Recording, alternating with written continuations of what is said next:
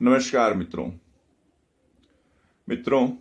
पिछले वीडियो में हम बच्चे द्वारा ध्वनियों की पहचान शुरू करने तक पहुंचे थे। तो बच्चा ध्वनियों को पहचानता है, आवाज के उतार चढ़ाव को पहचानता है। हम उसे प्यार से मीठी बातों में या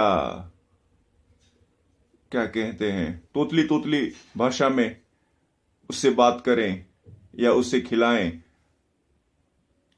का प्रयास करें तो वो खुश भी होता है। और अगर डरावनी आवाज में थोड़ा उतार चढ़ाव लाकर डराने का प्रयास करें तो वो भी प्रतिक्रिया देता है। तो आवाज के उतार चढ़ाव को वो समझता है,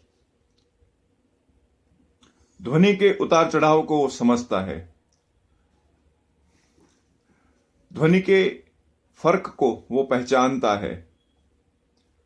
और उस वक्त दुनिया से उसका परिचय ध्वनियों द्वारा हो रहा, यानी दुनिया का परिचय होने की क्रिया जारी होती है और यह परिचय ध्वनियों के द्वारा होता है। ये दौर यानी ध्वनियों द्वारा सीखने का दौर अक्सर 8 से 9 सप्ताह तक चलता है। आयु के उस दौर में बच्चा ध्वनियां ग्रहण करता है, ध्वनियों से परिचित होता है। वो खुद भाषा की ध्वनियों का उच्चारण नहीं कर सकता, मगर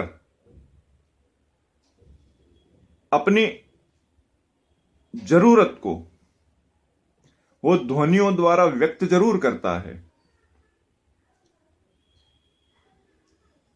भूख, पीड़ा, दुख या किसी अन्य प्रकार की असुविधा को वो ध्वनि द्वारा व्यक्त करता है। और उसके पास जो रास्ता होता है ध्वनि प्रदर्शन का, वो सबसे सरल होता है रोने का। और उसकी ध्वनि के उतार चढ़ाव को और कोई चाहे समझे या ना समझे, लेकिन उसकी माता जरूर समझती है। उसके रोने के तरीके से, रोने के उतार चढ़ाव से उसकी माता समझ जाती है कि बच्चा क्यों रो रहा है। बच्चा रो रहा है तो क्यों रो रहा है, यह जितनी सरलता से माता समझती है, ये माता उसकी ध्वनि के उतार चढ़ाव से समझती है कि वो जहां सोया है वहां उसने सुसु कर दिया है, या उसे भूख लगी है, या उसे कहीं कोई चीज चुभ रही है, या वो किसी प्रकार से असहज महसूस कर रहा है। ये सब बातें वो ध्वनि द्वारा व्यक्त करता है और ये ध्वनियां उसकी माता समझती है। और ध्वनि उसकी मुस्कुराहट से भी प्रकट होती है। और बच्चा अपनी भावनाएं ध्वनियों द्वारा कैसे व्यक्त करता है, इस बात का चित्रण एक अंग्रेजी फिल्म में बहुत ही बेहतरीन तरीके से किया गया है। अंग्रेजी फिल्म का नाम है बेबीज डे आउट। उस फिल्म में इस घटना को या ऐसी घटनाओं को बहुत ही बेहतरीन तरीके से व्यक्त किया गया है।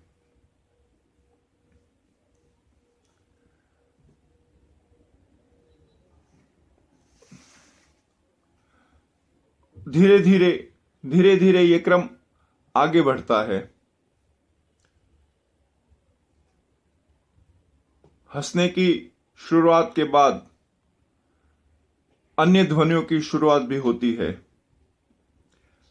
विभिन्न प्रकार की आवाज निकालने की शुरुआत भी होती है। बच्चा अलग अलग तरह की आवाज भी निकालना सीखता है।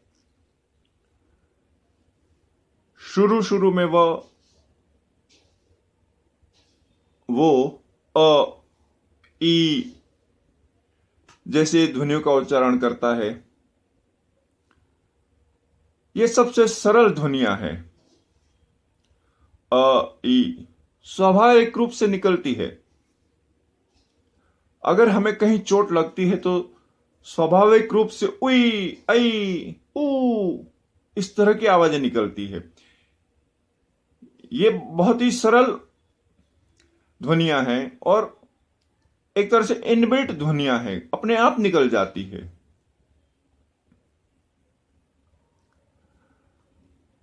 और उसी समय जब वो ध्वनियां निकालने की शुरुआत करता है अ, ई वगैरह, उसके वाक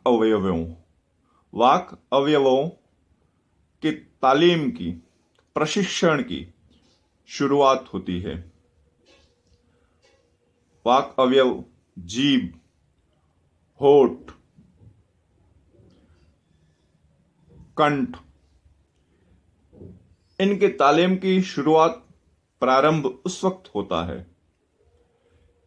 ये ध्वनियां आ, ई, उ वगैरह ये उसके वाक अवयवों को तालीम देती है आवाज के उच्चारण का। साथ ही साथ वह यानी बच्चा माता के स्वित और वाणी का प्रतिसाद भी देने लगता है। माता उसे हंसकर बुलाती है तो सामने हंसता है, प्रतिक्रिया देता है अलग अलग। अगर और कोई व्यक्ति खिला रहा है उसे तो उस तरह से प्रतिसाद देता है। स्वरों के साथ साथ धीरे धीरे और प्रशिक्षण आगे बढ़ता है। यह क्रिया करीब करीब 8 से 20 सप्ताह तक चलती है। ये जो स्वरों के प्रशिक्षण की प्रक्रिया है एक तरह से, ये करीब करीब 8 से 20 सप्ताह तक चलती है। इसके बाद बच्चा एक तरह से ध्वनियों के साथ खेलने लगता है। बच्चों का ध्वनियों के साथ खेल बढ़ता है। बच्चा थोड़ी लंबी ध्वनियों का उच्चारण करने लगता है।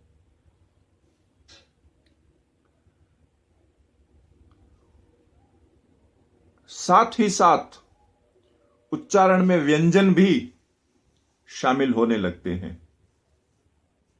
व्यंजन यानी क, ख, ग वगैरह। अ, आ, ई वगैरह स्वर है और क, ख, ग वगैरह व्यंजन है। हर 4-5 स्वरों के बाद, हर 4-5 स्वरों के बाद एक व्यंजन का उच्चारण करता है। यह पुनरावृत्ति करता है। फिर धीरे धीरे क्रमशः विकास करता हुआ एक स्वर एक व्यंजन, एक स्वर एक व्यंजन तक पहुंचता है। एक स्वर एक व्यंजन, अ, क, ई, ख, उ, ग, इस तरह। ये मैंने उदाहरण दिए हैं, जरूरी नहीं कि हर बच्चा ऐसे ही बोलता हो। ये एक जस्ट एक स्वर और एक व्यंजन का उदाहरण है।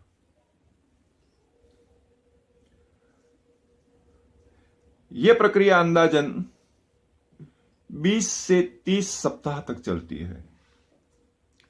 जी हां, 20 से 30 सप्ताह तक यह प्रक्रिया चलती है। पुनरावर्तित ध्वनियों की श्रृंखलाओं में स्वर के साथ व्यंजन की मिश्रित श्रृंखलाएं शुरू होती है। उसके बाद यानी 2-3 सप्ताह, क्षमा, 20-30 सप्ताह के बाद पुनरावर्तित ध्वनियों की श्रृंखलाओं में स्वर के साथ व्यंजन की मिश्रित श्रृंखलाएं शुरू होती है, जैसे दादा, नाना, काका, बाबा। इस तरह की ध्वनियां शुरू होती है।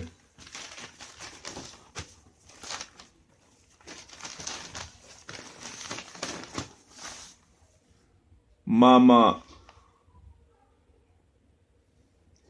इस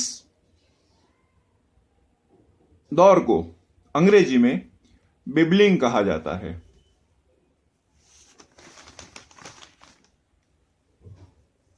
और ये करीब अंदाजन 25 से 50 सप्ताह तक चलता है।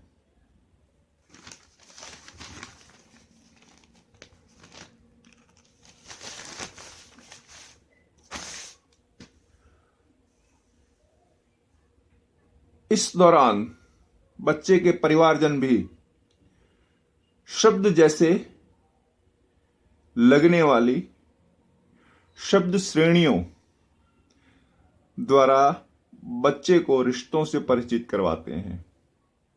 जैसे मैंने कहा, मामा, दादा, काका।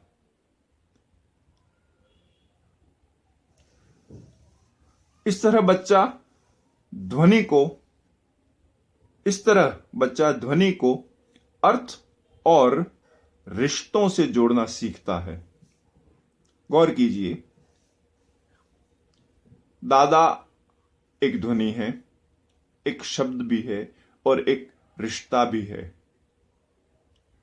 और वो दादा किसे कहते हैं उनसे पहचान स्थापित करता है। नाना किसे कहते हैं उनसे पहचान स्थापित करता है। काका किसे कहते हैं उनसे पहचान स्थापित करता है। पापा किसे कहते हैं उसे पहचान स्थापित करता है। और इन सब से आगे जो सिंगल अक्षर है, मां, उससे तो वो सदाकाल से परिचित होता ही है।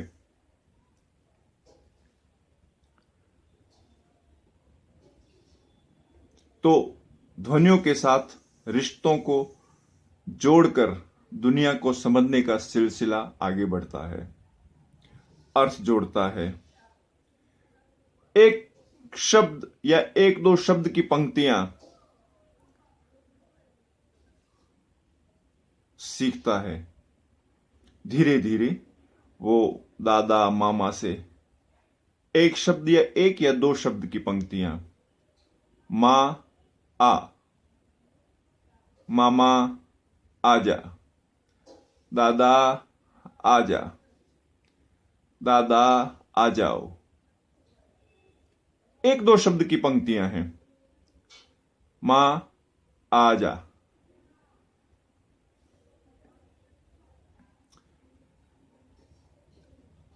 यानी बच्चा एक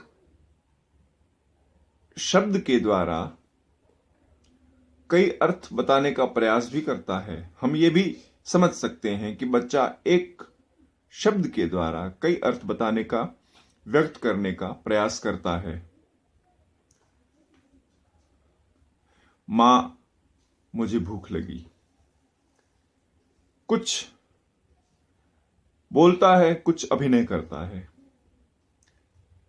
भावों द्वारा भी वो अपनी बात अपनी मां तक पहुंचाता है। मां, मम्मा, दादा, मम्मा, पापा, मम्मा।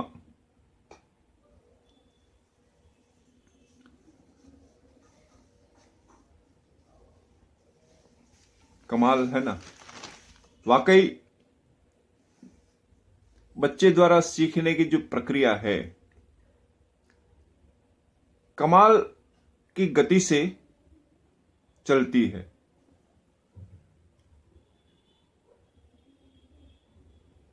विश्व की कई संस्कृतियों की कई भाषाओं में, विश्व की कई संस्कृतियों की कई भाषाओं में मां के लिए करीब करीब समान शब्द है।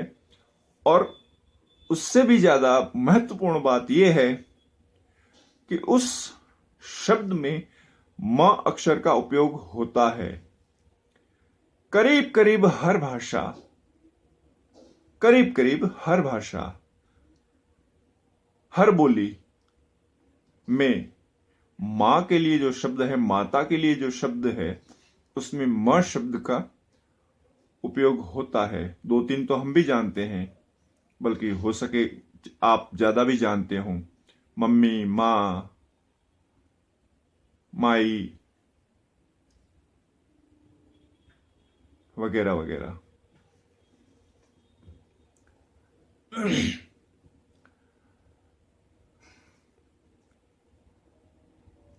और यहां एक बात और गौर करने लायक है कि पारिवारिक संबंधों की पहचान कराने वाले शब्दों में,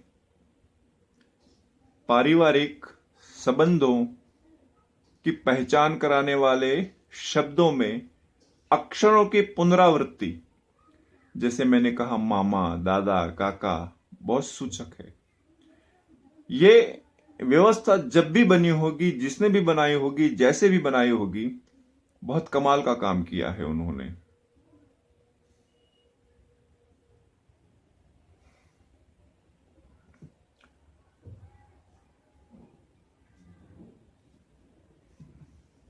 इस दौरान बच्चा, क्षमा, इस दौरान नहीं, उसके बाद बच्चा 9 से 18वें महीने तक, 9वें महीने से 18वें महीने तक एक एक 2-2 शब्द की पंक्तियां बोलने लगता है, जैसे मैंने कहा। और 2 वर्ष का होते होते, 2 वर्ष का होते होते बच्चा शब्दों को जोड़ना सीख जाता है। शब्दों को जोड़ना उम्र के उस दौर में, उम्र के उस समय खंड में, उम्र के उस पड़ाव में छोटे छोटे वाक्यों का उच्चारण शुरू होता है। जैसे मैंने कहा मामा, मम्मा, बिक्की यानी बिस्किट। हालांकि आपको बताने की जरूरत नहीं है, लेकिन चूंकि हर चीज व्यक्त करने की जरूरत है ऐसे लेख में, ऐसे वीडियो में, तो मैं बता रहा हूं, क्योंकि इस दौर से आप सब कभी ना कभी गुजरे होंगे। जो वयस्क हैं वो सभी कभी ना कभी गुजरे होंगे। मम्मी, बिक्की, दुद्दू, ये सब भाव वो व्यक्त करता है, अर्थ सामने वाले तक पहुंचाता है। दुद्दू ये कहकर वो सामने वाले तक एक अर्थ, एक पूरा भाव, एक पूरी डिमांड, एक पूरी मांग पहुंचाता है। उस वक्त बच्चा व्याकरण के नियमों से बहुत दूर होता है। व्याकरण क्या है उससे कुछ भी पता नहीं होता। वो जीवन के एकदम प्रारंभिक तबक्के में है, लेकिन अपनी बात कैसे पहुंचाई जाए सामने वाले तक, ये अच्छी तरह जानता है।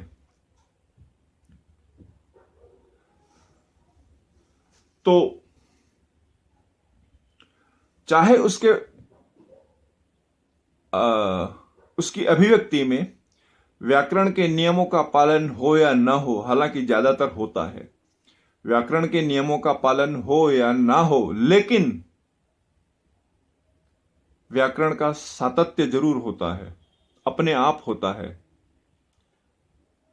प्रारंभ में 1-2 शब्द, फिर वाक्य, और इस तरह उसका ये दौर, सीखने का दौर, अंदाजन 18 महीने तक, 18 महीने से 2 वर्ष तक चलता है।